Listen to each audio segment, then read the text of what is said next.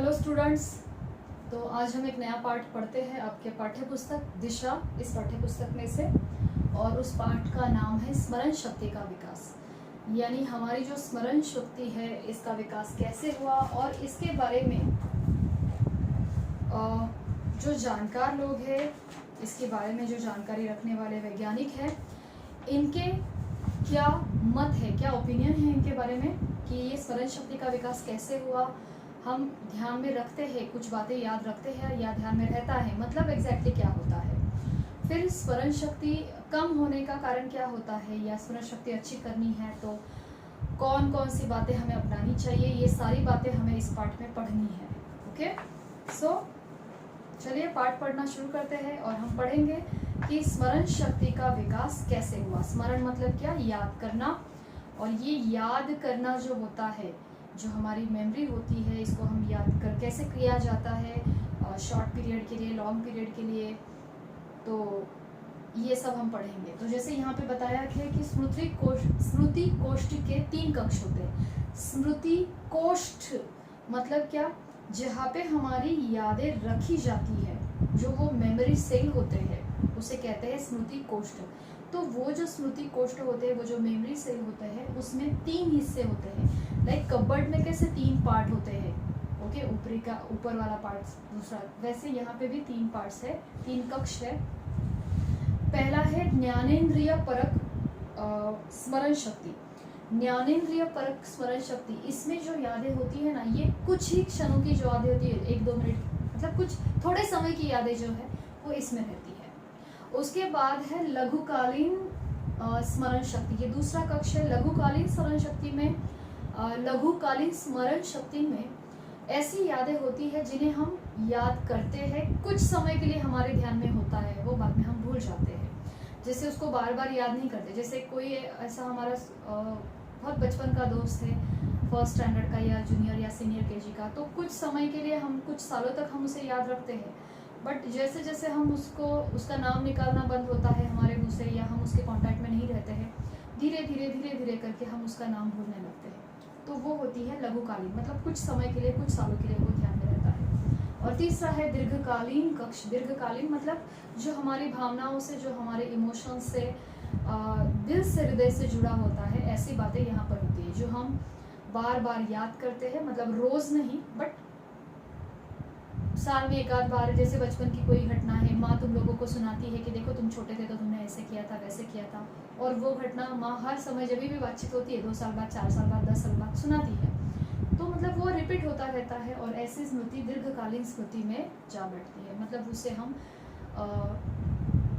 बहुत लंबे समय के लिए ध्यान में रखते हैं, या फिर हम भूलते ही नहीं। ये हो गए 3 कक्ष। उसके बाद हम पाठ में पढ़ेंगे कि किस प्रकार से ये जो स्मृतियाँ है, या जो हमारी मेमोरी जो कमज़ोर हो जाती है, या हम भूलने लगते हैं, तो वो भूलना जो है, या स्मरण शक्ति कमज़ोर होने का कारण क्या होता है। तो उसमें पहला होता है हस्तक्षेप, यानी हम लोग कोई फ़ोन नंबर, अगर हमारा पहला दोस्त जो है, हमारा कोई दोस्त है और उसका मोबाइल नंबर हमारे पास है, और वो पहला नंबर चेंज कर दिया, उसने दूसरा नंबर दे दिया, तो हम जो दूसरा नंबर है वो हम ध्यान में रखने की कोशिश करते हैं, लेकिन पहला नंबर बीच में आकर फिर से याद दिलाता है, तो ये उसे कहते हैं हस्तक्षेप। उसके बाद पुनर्स्मरण में अक्षमता, मतलब कभी कभी हम ऐसा ध्यान में रखने की कोशिश करते हैं, लेकिन फिर से याद करने में हम कमज़ोर पड़ जाते हैं। और जब हम पुनर्स्मरण नहीं करते, जैसे आपको पाठ भी पढ़ाया जाता है, और आप अगर तुरंत उस पाठ के बारे में उसी दिन सोचोगे, क्वेश्चन आंसर लर्न करोगे, तो वो आपको लॉन्ग टाइम के लिए ध्यान में रहता है। लेकिन आज मैंने पढ़ा दिया और 4 दिन तक तुम लोगों ने देखा ही नहीं उसको, क्वेश्चन आंसर भी नहीं देखे, पाठ भी नहीं पढ़ा, तो वो आपको उतना ध्यान में नहीं रहेगा। जिस दिन मैंने पाठ पढ़ाया उसी दिन आपने उसको फिर से पढ़ा, उसके बारे में सोचा कि हाँ ये ऐसे होगा, वैसे होगा, मतलब पुनर्स्मरण किया, फिर से उस पाठ को याद किया, क्वेश्चन आंसर भी लिख दिए, तो वो आपको लॉन्ग टाइम के लिए ध्यान में रहेगा। और तीसरा होता है अभिप्रेरित विस्मृति, मतलब ऐसी स्मृतियाँ जिन्हें हम जानबूझकर भूलना चाहते हैं। कोई दुख की बात होती है, कोई बुरी घटना है जो हमारे साथ होती है, जो हमें अच्छी नहीं लगती है, तो हमारा दिमाग, हमारी स्मृतियाँ उसको जानबूझकर दिमाग से निकालना चाहती है। ठीक है, तो ये 3 बातें होती है जो हमारे स्मरण शक्ति को, हम बातें भूल जाते हैं ये 3 बातों के कारण। एक होता है हस्तक्षेप, दूसरा होता है पुनर्स्मरण करने में अक्षम रहना, अक्षमता और अभिप्रेरित विस्मृति, यानी हमारा दिल चाहता है, मन चाहता है कि हमें भूलना है तो हम भूल जाते हैं। ओके। और उसके बाद है रचनात्मक प्रक्रम, मतलब अतीत की घटनाएं जो हम व्यक्त करते हैं तो वो व्यक्त करने के समय ना हम जानबूझकर वो घटी हुई घटना को भूलकर मनगढ़ंत कहानियां बनाते हैं और अपने दिमाग को, अपने दिल को, इस दिमाग को, स्मृति को विश्वसनीय बना देते कि नहीं ये ऐसे ही हुआ था, नहीं ये ऐसे ही हुआ था, नहीं ये ऐसे ही हुआ था। तो इससे भी जो पुराना अंश है उस घटना का वो हम भूल जाते हैं मनगढ़ंत कहानियों से। ओके, ये हो गया। अब यहाँ पे आगे दिया है कि ये स्मरण शक्ति का अगर परिष्कार कैसे होता है, कैसे करना है, तो उसके लिए ये सारी बातें हैं जिससे आप अपनी स्मरण शक्ति को स्ट्रॉन्ग बना सकते हैं, मेमोरी को। तो विशिष्ट भोजन करना, जो अच्छी चीज़ें होती है खाने में वो उसका सेवन करना, और शारीरिक गतिविधि यानी थोड़ा व्यायाम, एक्सरसाइज करना, फिर अच्छी निद्रा, नींद पूरी होना ये भी आवश्यक है स्मरण शक्ति बढ़ाने के लिए। गहन श्वसन, मतलब लाइक योगा, जो श्वसन का योगा होता है वो। फिर पानी बहुत पीते हैं हम लोग, क्योंकि शरीर में पानी की मात्रा अधिक होती है, इसलिए पानी पीना भी आवश्यक होता है। और शराब, धूम्रपान आदि चीज़ों से हमें दूर रहना चाहिए, क्योंकि ये हमारी मेमोरी सेल पर असर करता है। ठीक है, तो ये सारी बातें हैं जो हमें इस पार्ट से पढ़ने को मिलेगी। अब हम पार्ट पढ़ना शुरू करते हैं। ओके, तो ध्यान दीजिए।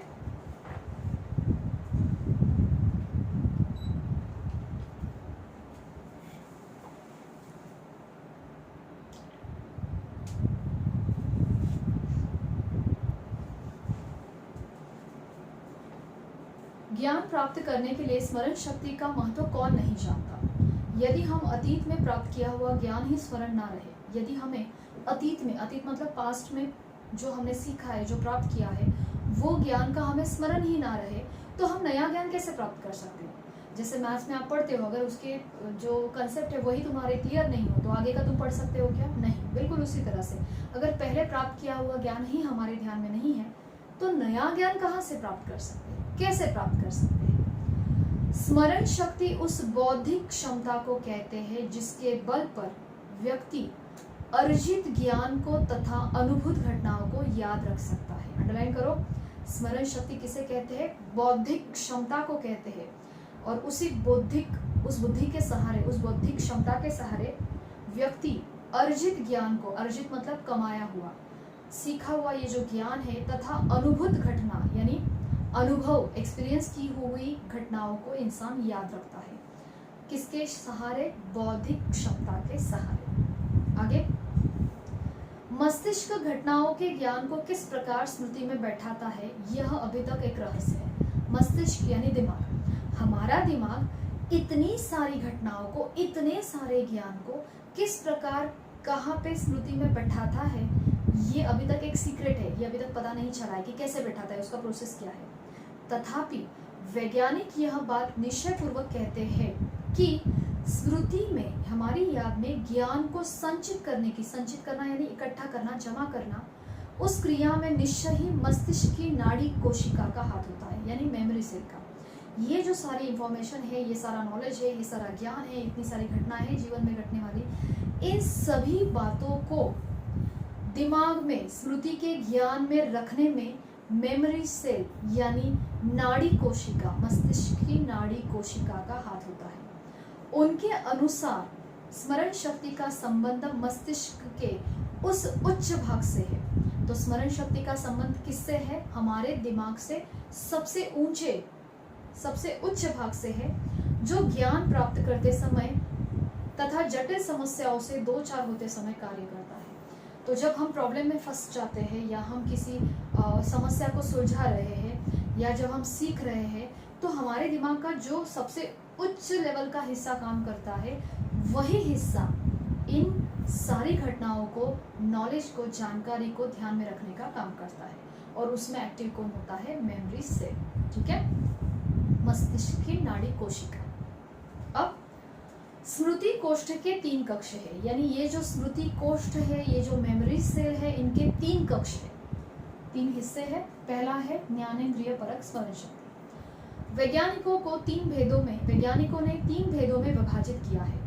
यह भेद तथ्यों को स्मरण रखने की समयावधि पर आधारित है। ये तीनों भेद है ज्ञानेंद्रिय परक स्मरण शक्ति, लघुकालीन स्मरण शक्ति तथा दीर्घकालीन स्मरण शक्ति। इन तीनों प्रकार की स्मरण शक्तियों के लिए मस्तिष्क के स्मृति कोष्ठ में अलग अलग भाग बने हैं। तो ये तीनों प्रकारों के लिए ना हमारे मस्तिष्क के वो मेमोरी सेल में 3 अलग अलग हिस्से हैं जो यहाँ दी गई व्याख्या के अनुसार काम करते हैं। और ये तीनों जो मेमोरी सेल के ये तीनों हिस्से हैं ना, ये कैसे काम करते हैं वो हम पढ़ेंगे।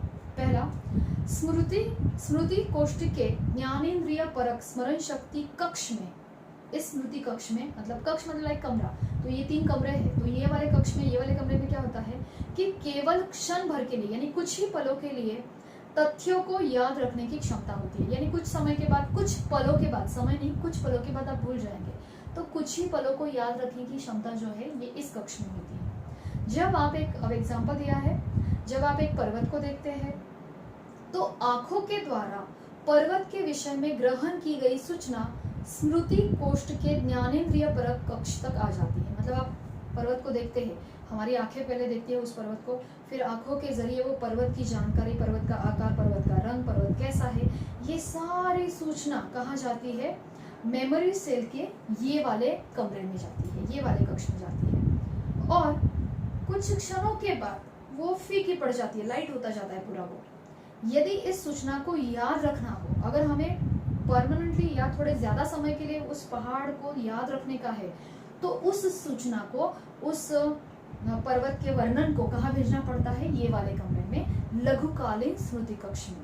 नहीं तो वो फिर यहीं पे रहेगा तो वो निकल जाता है दिमाग से। ठीक है, अब आगे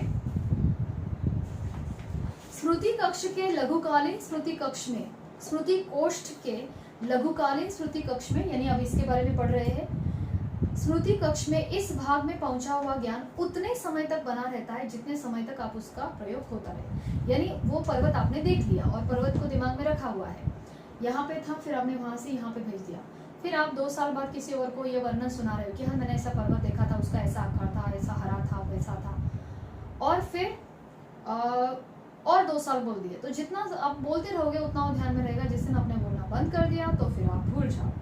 ओके, मतलब जब तक वो आप याद कर रहे हो, उसका बोलने में प्रयोग कर रहे हो, तब तक वो आपको दिमाग में रहेगा। ये वाले कक्ष की याद है। ठीक है, मान लीजिए आप एक फोन नंबर कहीं नोट करते हैं, तो ये वाले कक्ष में हमने पहाड़ का एग्जाम्पल देखा, ये वाले कक्ष में फोन नंबर का उदाहरण देखेंगे। मान लीजिए आप एक फोन नंबर कहीं से नोट करते हैं, यह फोन नंबर आपकी स्मृति में कुछ समय तक बना रहेगा। यदि आप इस नंबर को बार बार डायल करेंगे तो यह दीर्घकालीन स्मृति कक्ष में जाकर अंकित हो जाएगा। तो कोई फोन नंबर है जिसको हम कभी कभार डायल करते हैं तो वो यहाँ पे रहता है, आधा अधूरा याद आता है। लेकिन अगर वो फोन नंबर जैसे हम रोज डायल कर रहे हैं तो वो कहाँ जाके बैठता है, ये वाली कक्ष में, दीर्घकालीन स्मृति कक्ष में। अन्यथा 20-30 सेकेंड में ये नंबर आपकी स्मृति से गायब हो जाए।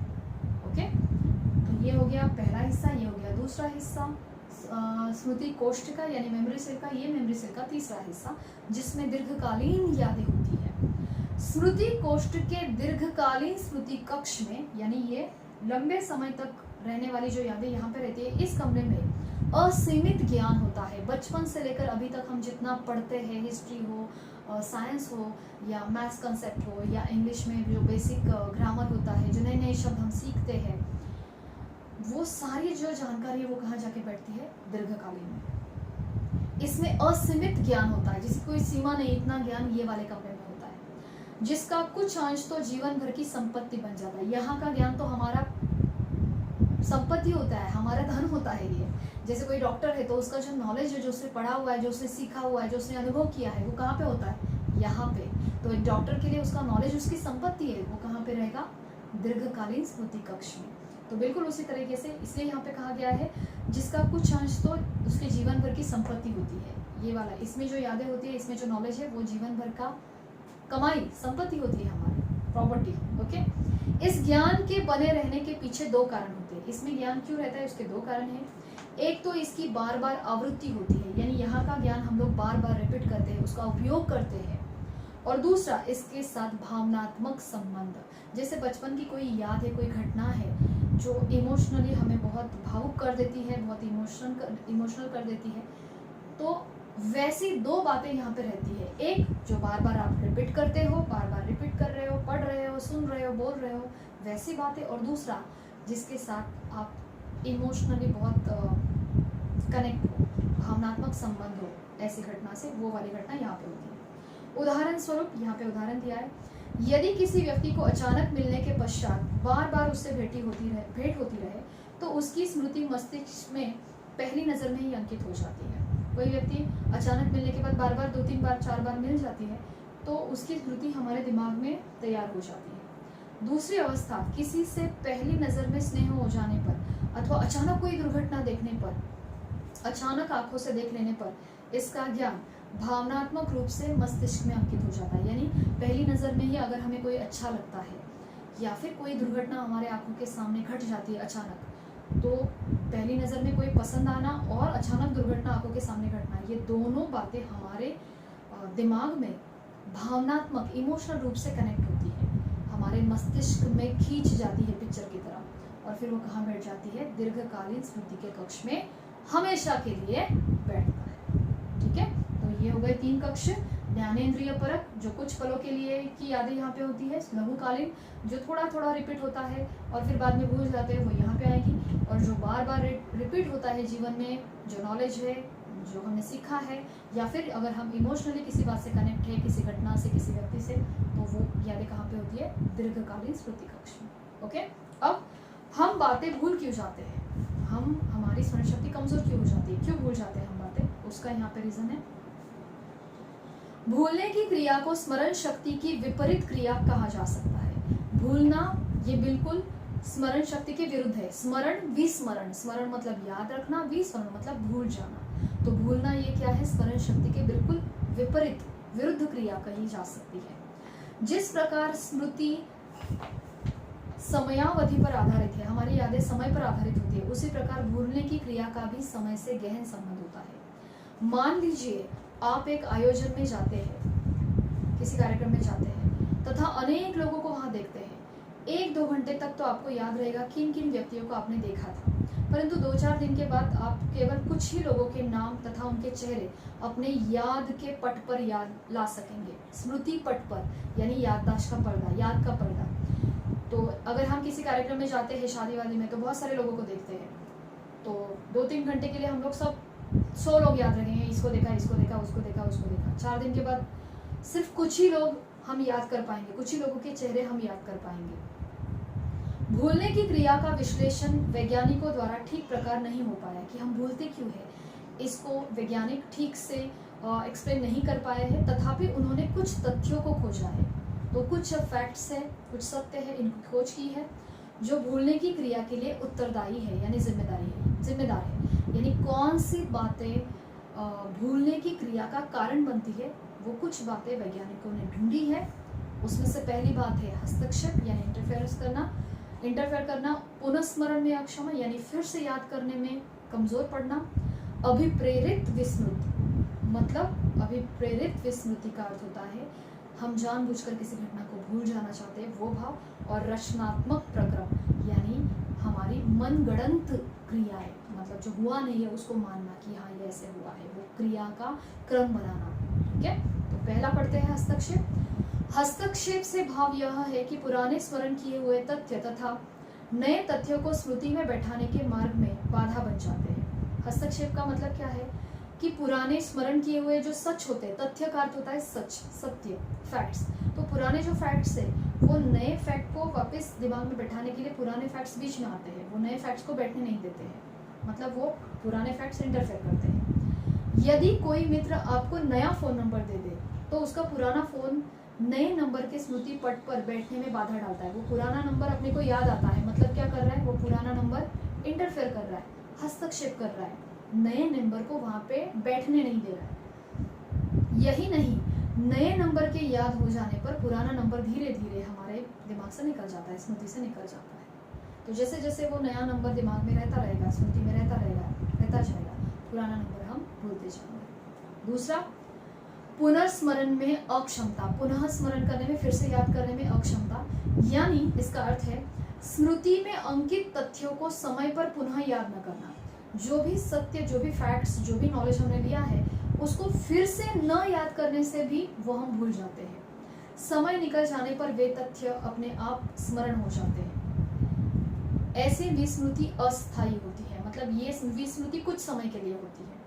इस स्थिति की तुलना वैज्ञानिक कहीं रखकर भूली हुई वस्तु से करते हैं, जो समय निकलने के पश्चात अपने आप हाथ लग जाती है। जैसे घर में हमने कभी कभी ऐसे ही चश्मा यहाँ पे रख दिया और ढूंढते कहीं और जगह पे है, फिर ढूंढते रहते हैं, नहीं मिलता है।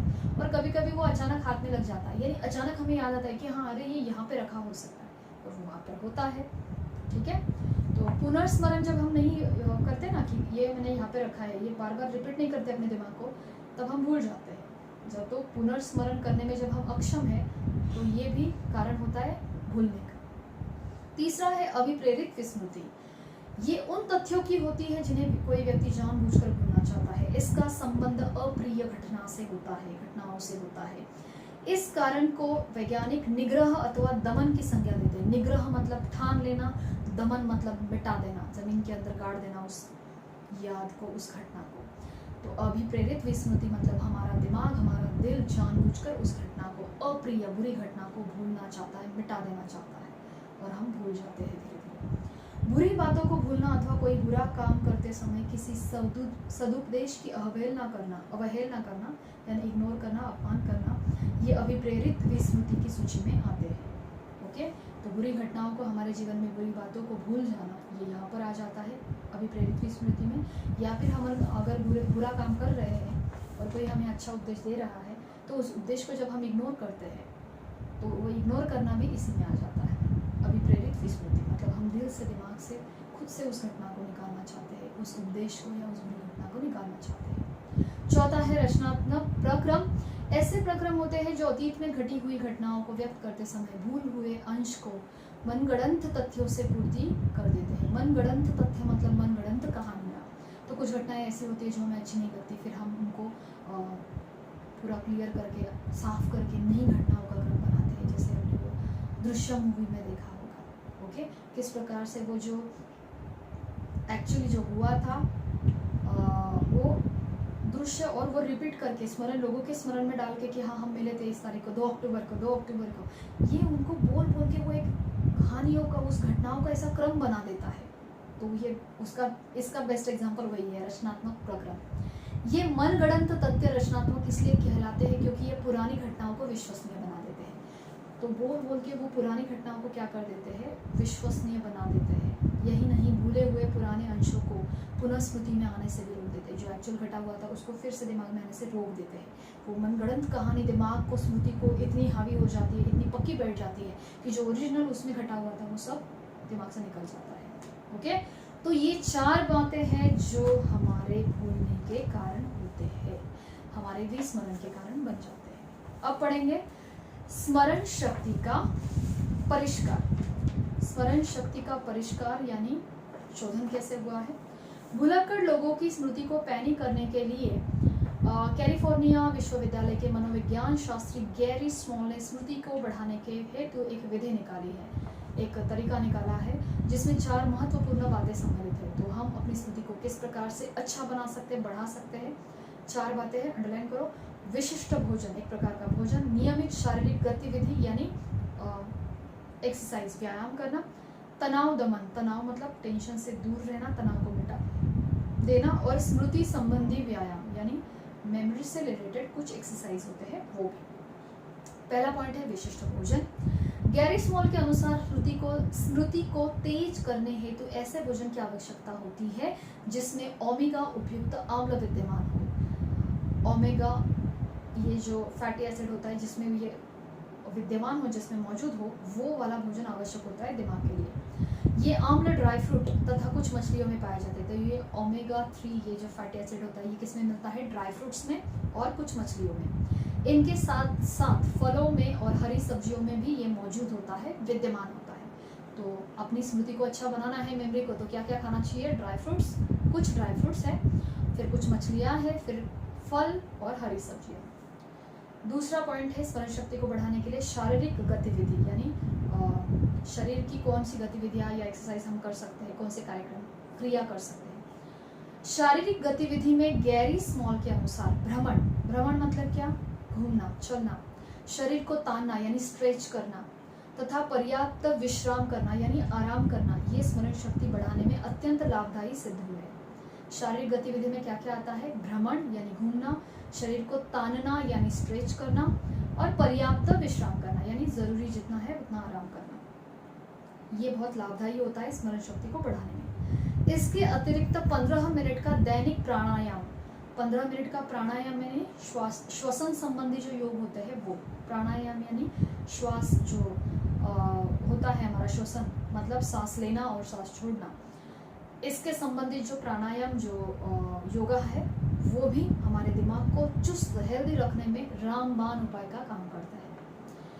अब अन्य स्मृति संबंधी व्यायाम कुछ दिए हैं। ये व्यायाम इस प्रकार से याद रख करने वाले तथ्यों को गीतों का रूप देना, जैसे 30 है दिन सितंबर के, अप्रैल जून नवंबर के, शेष सभी है 31 फरवरी के, 28 29।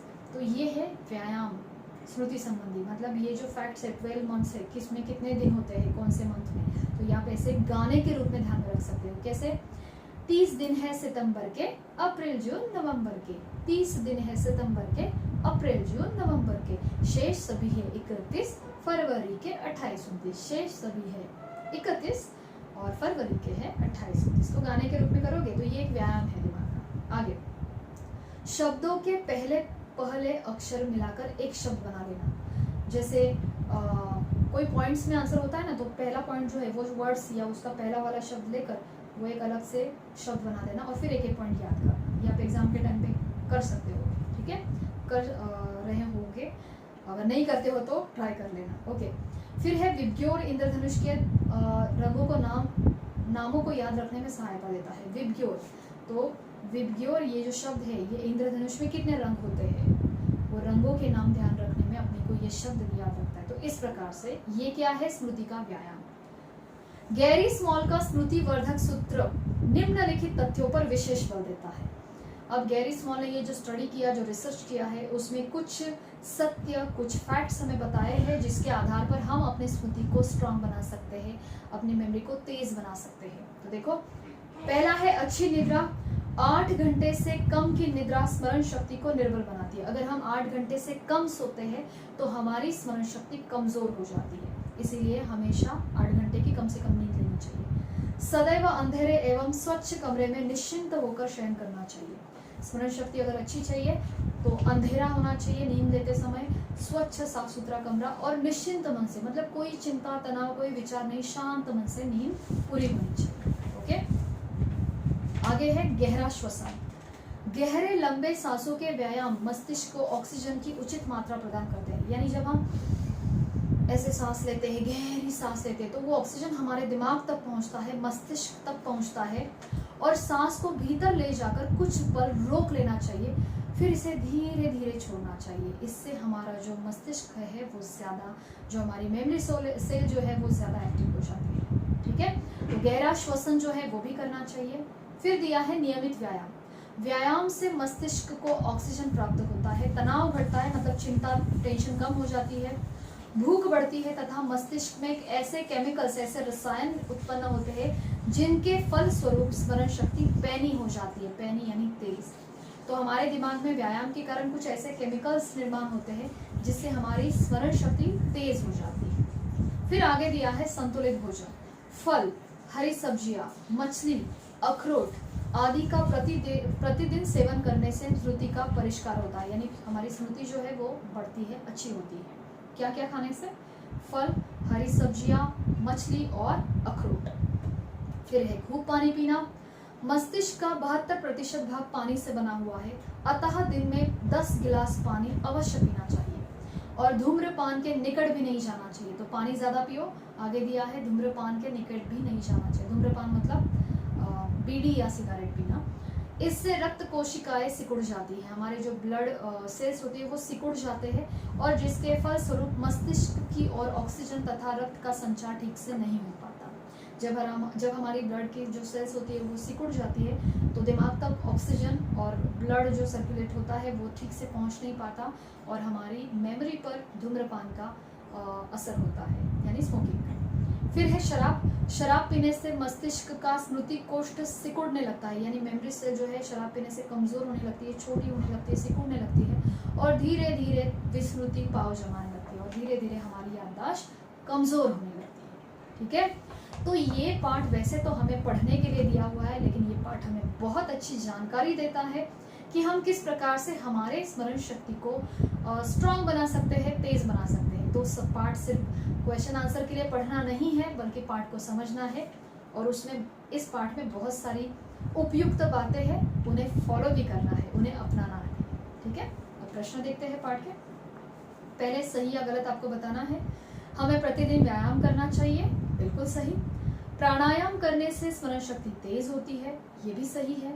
निद्रा स्वास्थ्य के लिए हानिकारक है, गलत। हमें जंक फूड नहीं खाना चाहिए, बिल्कुल सही। जंक फूड खाने से अच्छा है हेल्दी फूड खाओ, तो हमारी स्मरण शक्ति और हमारा शरीर दोनों के लिए अच्छा होता है। अब सही विकल्प, व्यायाम से शरीर को क्या प्राप्त होता है? Carbon dioxide, nitrogen, carbon monoxide और ऑक्सीजन।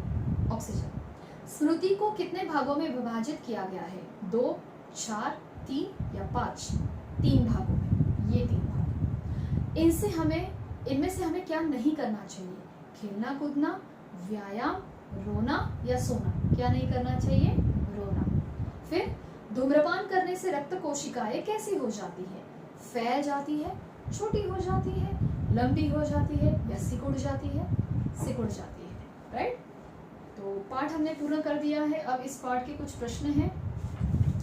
आपको पाठ समझ में आ ही गया होगा। फिर भी अगर कुछ डाउट्स है तो हम जूम जो लाइव सेशन होता है उस सेशन में हम आपके डाउट ज़रूर डिस्कस करेंगे। ठीक है, अभी आपको क्या करना है, पाठ अच्छे से पढ़ना है और उसके शब्दार्थ लर्न करने हैं। तो जो जूम लाइव लेक्चर होगा उसमें मैं पहले पाठ के शब्दार्थ पूछूंगी और उसके बाद हम इसके क्वेश्चन आंसर सीखेंगे। ठीक है, तो पाठ पढ़िए, इसके लघुत्तरीय और दीर्घोत्तरीय प्रश्न उत्तर जो आपको नोट्स दिए गए उसमें से आप पढ़ सकते हो, या फिर आप खुद पाठ में से आंसर्स मार्क भी कर सकते हो। ठीक है, तो पाठ पढ़िए, प्रश्न उत्तर भी पढ़िए, और कुछ डाउट्स है तो जूम लाइव सेशन में ज़रूर पूछना।